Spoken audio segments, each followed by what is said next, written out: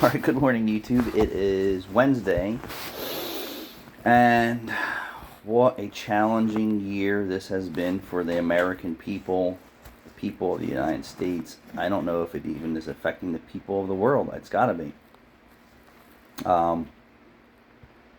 If you talk about a chain reaction of events to basically cripple the people of the world, right? So it's an election year, right?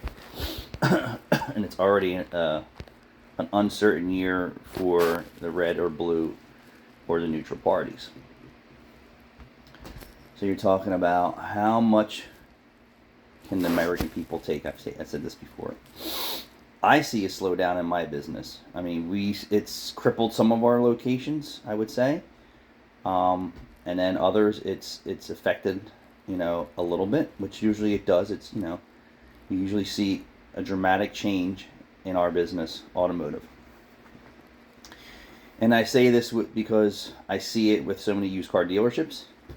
I see it with new car dealerships. I just see it everywhere in my world. So when you talk about how are you going to start reducing inflation? Well, the American worker and people of unions are going to drive inflation up. And I'll just give an example of UAW, so automotive workers, right? Those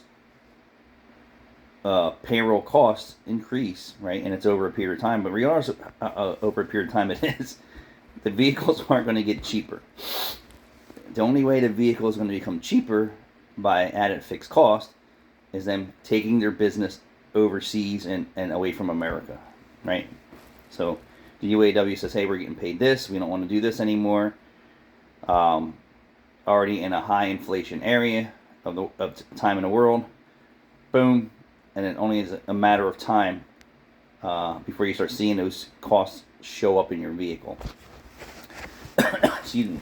So not even before UAW strikes were, you've seen this showing up in new cars before this happened, and you've seen this showing up in pre-owned cars. So they're adding profits to these jobs, justified, unjustified. I mean, it's business, it's free market. And you have the right to charge for what you want. And if you make it, you make it. If you don't, you don't. It's just the way it is. So the UAW did it. Now the UAW is doing it again. So you're going to put new vehicles so far out of reach for people, just like the housing is so far out of reach for a lot of young Americans, is what they say. I hear it. The problem with young Americans, they're not going to make the sacrifices for their home. They're going to continue to drive a new car. They're going to continue to drink $10 lattes. They're going to continue to Uber and Uber Eats, and they're not going to change their lifestyles. Just like when I changed my lifestyle when I purchased my first home or my apartment. I stripped everything down to this is what I need to do, and I did it. Then you have assassinations, attempts on the presidents. You have a president drop out of candidacy. You have lies. You have drama. You have bullshit. You have an influx of immigrants into the country. That's just an ongoing catastrophe, right? Ongoing. And maybe that is the cheaper labor force that's influxed. And that will take the union UAW workers if they get cleansed or they become the new dock workers, So, and when I say dock workers, you hear that now that they want to go on strike, and then I heard that they want a 77% pay increase. Just call it 80% in 7 years, and we just call that, and we'll just 12%. We'll just round that off. Plus other perks, which cost money, of course, right? 12% a year to goods that are coming in on shipping containers is astronomical. And what comes in on shipping containers? Cars, perishable, clothing, probably automotive parts. A lot of things come by shipping container, right? So maybe will they figure out that, shipping railroad will be cheaper, or going back to using truck drivers? I don't really know what the answer there is. I know that adding at 12% to the already high inflation, adding more cost to UAW union workers, that is a recipe for disaster. Although the people are entitled to either get money or have more affordable ways of surviving in the United States or in the world. So something dramatically has to change. Do I feel a 12% increase in pay is in line with the trend that the way the world is going? I would say yes, yeah, but then you're creating more of a monster for yourself and for everyone else, because you just look, when they raised the minimum wages, what happened? Minimum wage was here. Okay, people say, I can't live, I can't survive. Okay, we move you up into your income level. You still say you can't survive, because the more crack you give someone, the more crack they're going to smoke, and that's just the analogy, right?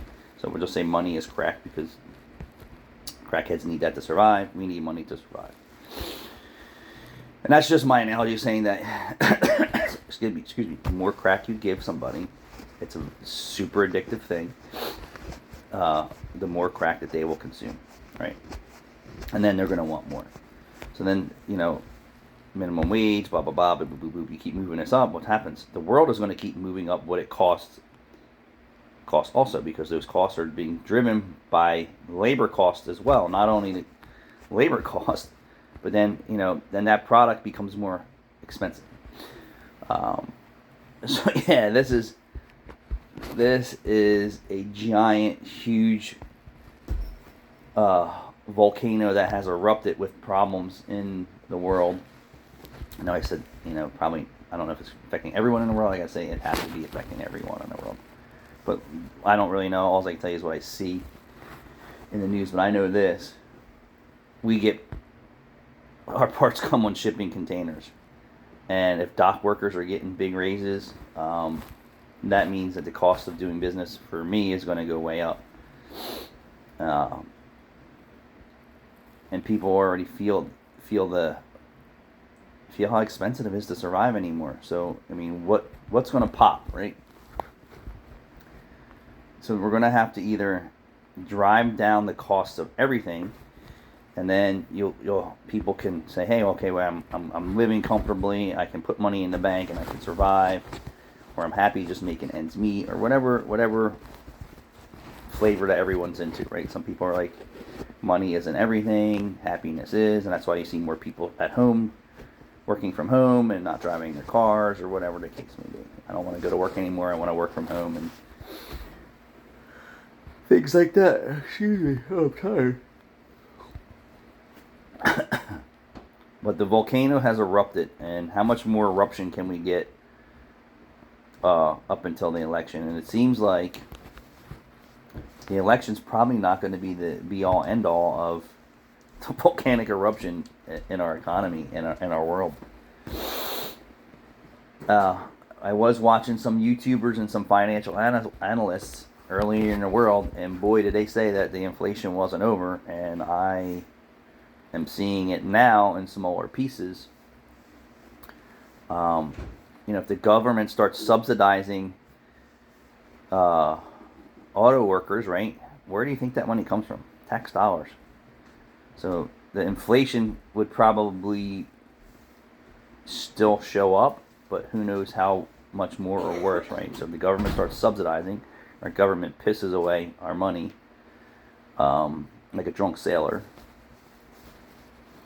But then the farmers were saying this earlier in the year, like, be prepared, start growing your own foods, start, becoming dependable on yourself for things like that. And a lot of economists said this isn't over. There's going to be another wave of inflation. We just watched an economist last night kind of say the same thing, that, hey, he's already been prepared for things like this, and he could sustain for a while, which is, you know, smart. And I've said this to April before, like, make sure that we have canned goods that we can survive on if things get really nasty.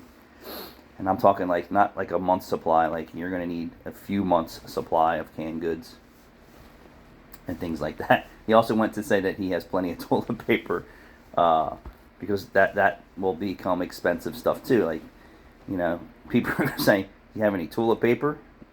Like legit, like people, you know, don't want to go around with a dirty hiney.